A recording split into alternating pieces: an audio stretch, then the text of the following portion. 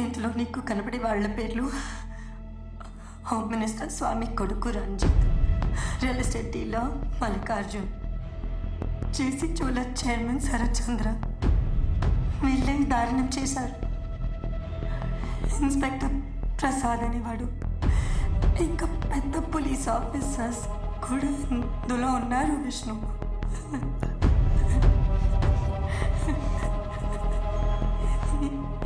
ఈ రాజ్ సాదిక్ హసన్ అనే వాడిని చంపడానికి ప్లాన్ చేశారు. వాడి దగ్గర ఉన్న ఎవిడెన్స్ నాశనం చేయడానికి. ఈ పిల్లని కూడా చంపడానికి. నేను ఈ పిల్లని రక్షించడానికి ట్రై చేస్తాను. ఒకవేళ